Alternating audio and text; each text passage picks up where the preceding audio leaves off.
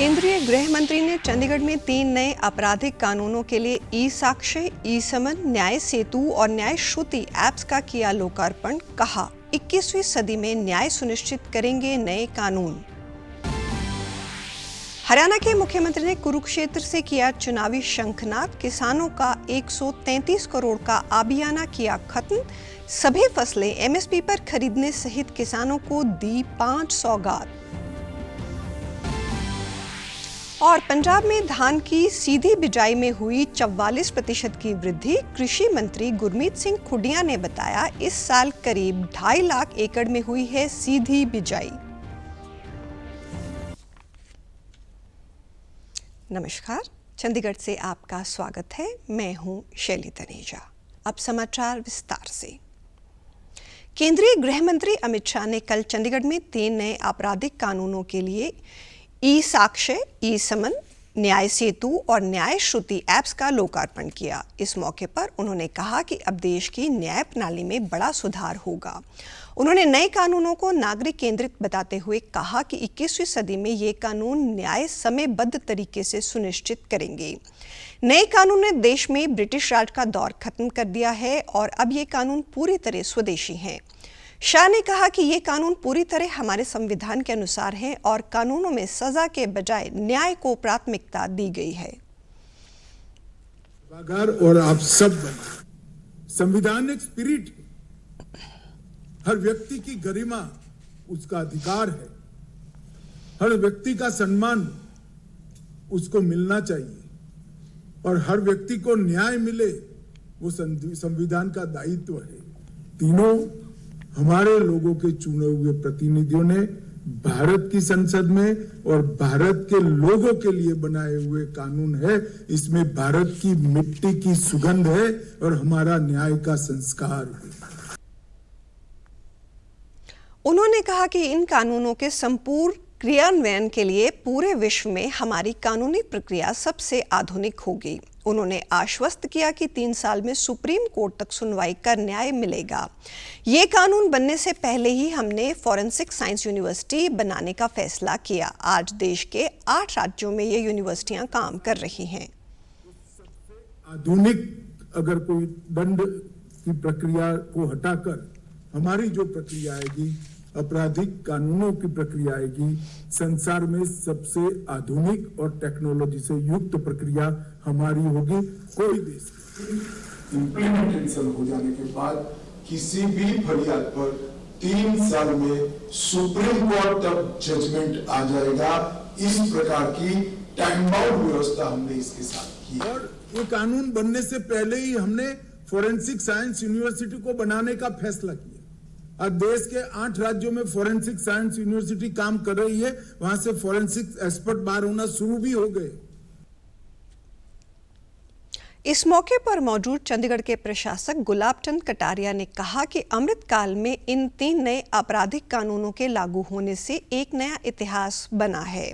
इससे तेजी के साथ मामलों का निपटान होगा और लोगों का न्यायिक प्रणाली में विश्वास बढ़ेगा। उन्होंने खुशी जताई कि इन ऐप्स के माध्यम से लोग अपने मामलों की स्थिति को भी जान पाएंगे। काल का जो समय आया, इसने पूरा इतिहास ही बदल करके रख दिया और आज हम इसको जिस रूप में देख रहे हैं, ये वास्तव में हम सब लोग के बहुत ही आनंद की अनुभूति हम सब लोगों को हुई। इन तीनों कानून का उद्देश्य नागरिकों का औपनिवेशिक मानसिकता से मुक्त करना है, जो सुधारात्मक न्याय प्रणाली का आधुनिकीकरण और जांच और न्यायिक कार्रवाई में शामिल पक्षों के बीच समन्वय और सहयोग के बेहतरीन बनाने के लिए सूचना का निर्बाध प्रवाह है। हरियाणा के मुख्यमंत्री नायब सिंह सैनी ने कल कुरुक्षेत्र में आयोजित विजय शंखनाद रैली में प्रदेश के किसानों को बड़ी सौगात देते हुए उनका आबियाने का 133 करोड़ 55 लाख 48 हजार रुपए बकाया माफ करने की घोषणा की। इससे किसानों को प्रति वर्ष लगभग 54 करोड़ रुपए की राहत मिलेगी। इसके साथ साथ ही मुख्यमंत्री ने प्रदेश की सभी फसलों की खरीद न्यूनतम समर्थन मूल्य पर करने की भी घोषणा की। उन्होंने कहा कि वर्तमान में प्रदेश सरकार द्वारा 14 फसलों की खरीद एमएसपी पर की जा रही है। अब हरियाणा की 10 अन्य फसलों सहित 24 फसलें एमएसपी पर खरीदी जाएंगी। मुख्यमंत्री ने रोहतक, नूंह, फतेहाबाद और सिरसा में 2023 से पहले आपदा में फसलों को हुए नुकसान की मुआवजा की लंबित 137 करोड़ रुपए की राशि का भुगतान करने की घोषणा करते हुए कहा कि एक हफ्ते में यह राशि संबंधित किसानों के खाते में चली जाएगी। मुझे ये कहते हुए गर्व हो रहा है कि हम 90 की 90 विधानसभाओं में हरियाणा प्रदेश की ऐसी रैलियां जो भव्य रैलियां हैं उनका आयोजन किया जाएगा। आज मैं ये घोषणा करता हूं कि आज तक प्रदेश के किसानों को की तरफ से पिछले अभियान का जो 133 करोड़ 55 लाख 48 हजार रुपए बकाया था, आज उसको माफ करने की मैं घोषणा करता हूं। मुख्यमंत्री ने कहा कि अब किसानों को नए ट्यूबवेल कनेक्शन के लिए 3 स्टार वाली मोटर देश भर से कहीं से भी खरीदने की अनुमति होगी। वर्तमान में प्रदेश में 3 स्टार मोटर की केवल 10 कंपनियां पंजीकृत हैं। उन्होंने कहा कि आज धर्म क्षेत्र कुरुक्षेत्र से चुनाव अभियान का शंखनाद किया जा रहा है। प्रदेश की 90 विधानसभाओं में ऐसी जनसभाएं आयोजित की जाएंगी। इस मौके पर केंद्रीय शिक्षा मंत्री धर्मेंद्र प्रधान ने भी संबोधित किया। पंजाब के कृषि और किसान कल्याण मंत्री गुरमीत सिंह खुडिया ने बताया कि इस साल धान की सीधी बिजाई के क्षेत्र में पिछले साल की तुलना में 44% की वृद्धि हुई है। पानी की बचत करने वाली DSR तकनीक का उपयोग करते हुए इस साल 2.48 लाख एकड़ क्षेत्र में धान की सीधी बिजाई की गई है, जो कि वर्ष 2023 के खरीफ सीजन के दौरान 1,72,000 एकड़ थी। कृषि मंत्री ने बताया कि 78,468 एकड़ में धान की सीधी बिजाई के साथ मुक्तसर जिला राज्य में अग्रणी रहा। इसके बाद फाजिल्का, अमृतसर, फिरोजपुर और बठिंडा में धान की सबसे अधिक सीधी बिजाई हुई है। उन्होंने बताया कि वित्तीय वर्ष 2023-24 के दौरान DSR विधि अपनाने वाले 17,116 किसानों को 20 करोड़ 33 लाख रुपए की प्रोत्साहन राशि दी गई थी। राज्य सरकार ने इस वित्तीय वर्ष में धान की सीधी बिजाई करने वाले किसानों के लिए 50 करोड़ रुपए की प्रोत्साहन राशि निर्धारित की है। हरियाणा विधानसभा चुनाव को लेकर जननायक जनता पार्टी ने कल सबसे पहले अपने 4 उम्मीदवारों के नामों की घोषणा कर दी है। इनमें उचाना से दुष्यंत चौटाला, डबवाली से दिग्विजय चौटाला, जुलाना से अमरजीत ढांडा व दादरी से राजदीप फोगाट को प्रत्याशी बनाने की घोषणा की है। पार्टी के राष्ट्रीय अध्यक्ष डॉक्टर अजय चौटाला ने सिरसा में एक प्रेस वार्ता में बताया कि पार्टी की तरफ से 20 प्रत्याशियों की टिकट सुनिश्चित की गई है। जल्द ही इनकी घोषणा भी कर दी जाएगी। साथ ही उन्होंने भाजपा व कांग्रेस पर भी निशाना साधा। उधर फरीदाबाद में जजपा नेता दुष्यंत चौटाला ने पृथला विधानसभा में पार्टी के जन जागरण अभियान के तहत गांव का दौरा किया। हरियाणा के मुख्यमंत्री नायब सिंह सैनी ने कल अपने निवास संत कबीर कुटीर में आयोजित तीज महोत्सव कार्यक्रम में शिरकत की। इस मौके पर हरियाणा के राज्यपाल बंडारू दत्तात्रेय, पंजाब के राज्यपाल एवं यूटी प्रशासक गुलाब चंद कटारिया व उनकी धर्मपत्नी, मुख्यमंत्री नायब सिंह सैनी व उनकी धर्मपत्नी ने यहां लगाई गई हरियाणवी प्रदर्शनी का अवलोकन किया।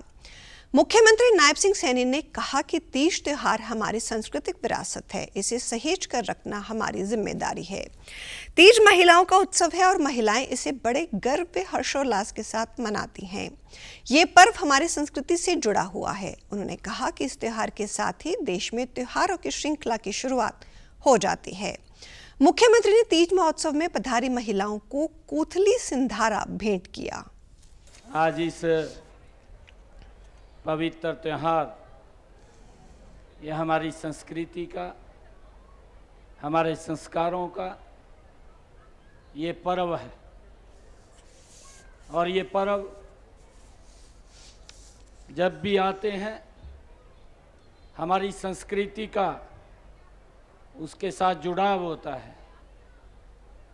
जब हमारी फसलें भी लहलहा करके वो किसान में एक नई ऊर्जा उत्पन्न होती है। इस मौके पर सूचना, जनसंपर्क, भाषा एवं संस्कृति विभाग द्वारा तीज उत्सव पर बनाई गई लघु फिल्म भी दिखाई और महिलाओं ने तीज उत्सव का लुत्फ उठाया। जम्मू कश्मीर से अनुच्छेद 370 हटाए जाने की आज 5वीं वर्षगांठ है। इसके 5 साल पूरे होने पर घाटी में सुरक्षा व्यवस्था बढ़ा दी गई है। चप्पे चप्पे पर सुरक्षा बल के जवानों की तैनाती की गई है। इस बीच अमरनाथ यात्रा को सुरक्षा कारणों के मद्देनजर एक दिन के लिए स्थगित कर दिया गया है।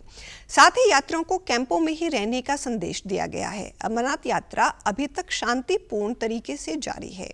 पिछले 36 दिनों में लगभग 5 लाख से ज्यादा तीर्थयात्री अमरनाथ यात्रा कर चुके हैं। वहीं रविवार को 1100 से ज्यादा तीर्थयात्रियों का एक नया जत्था जम्मू से कश्मीर के लिए रवाना हुआ। रक्षा प्रमुख अध्यक्ष जनरल अनिल चौहान आज नई दिल्ली में 3 सेनाओं के वित्तीय सम्मेलन की अध्यक्षता करेंगे। सम्मेलन का उद्देश्य सशस्त्र सेनाओं के वित्तीय मुद्दों में तालमेल बढ़ाना है। बैठक में रक्षा लेखा महानियंत्रक रक्षा मंत्रालय के वरिष्ठ अधिकारी भाग लेंगे। बैठक का समन्वय एकीकृत रक्षा स्टाफ मुख्यालयों द्वारा किया जा रहा है। सम्मेलन के दौरान रक्षा वित्त में विभिन्न हितधारकों के दृष्टिकोण और रक्षा खरीद में आने वाली चुनौतियों का समाधान तलाशने पर विचार विमर्श होगा। वित्तीय सलाहकार, रक्षा सेवा और महानिदेशक भी खरीद प्रक्रिया में तेजी लाने में अपने संगठनों की भूमिका स्पष्ट करेंगे।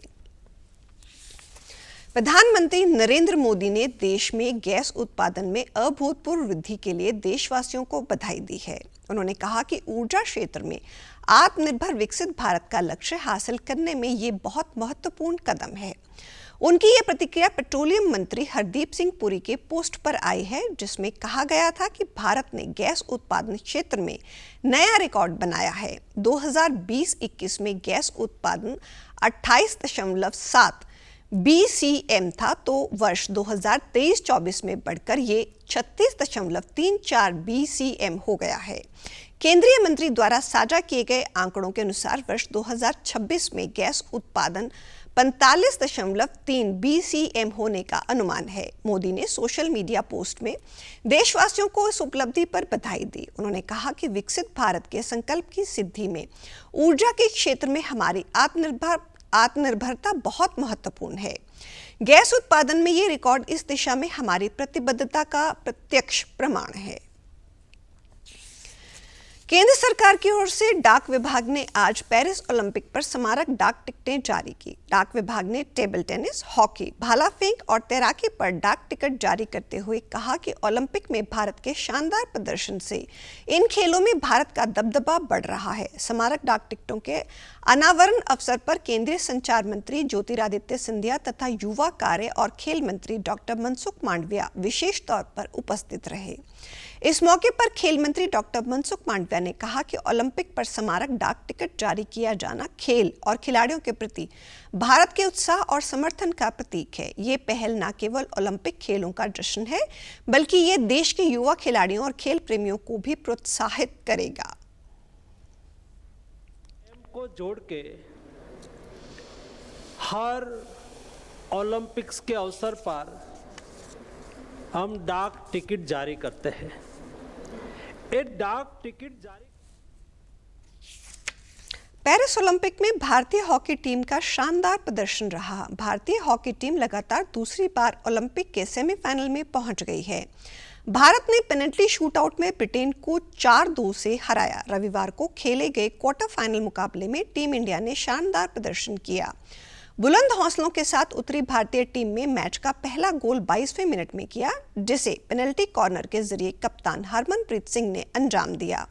लेकिन इस गोल के 5 मिनट बाद ही ब्रिटेन की ओर से भी गोल आ गया और स्कोर लाइन 1-1 की बराबरी पर आ गई। हालांकि इस सब के बीच गोलकीपर श्रीजेश का बेहतरीन बचाव खेलने देखने को मिला। निर्धारित समय तक दोनों टीमें 1-1 की बराबरी पर रही। इसके चलते मुकाबला पेनल्टी शूटआउट तक किया गया, जहां भारतीय टीम ने 4-2 से जीत दर्ज की। इस जीत की बड़ी बात यह रही कि टीम ने 10 खिलाड़ियों के साथ रहते हुए जीत हासिल की। पेनल्टी शूटआउट में हरमनप्रीत, सुखजीत, ललित उपाध्याय और राजकुमार ने गोल किए। यह लगातार दूसरी बार है जब भारतीय टीम ने ओलंपिक सेमीफाइनल में जगह बनाई है। और आप हमारे समाचार YouTube channel DD News Chandigarh, Facebook DD News Chandigarh और social media X DD News CHD पर भी देख सकते हैं। इसी के साथ चंडीगढ़ से समाचारों का सिलसिला समाप्त होता है। नमस्कार।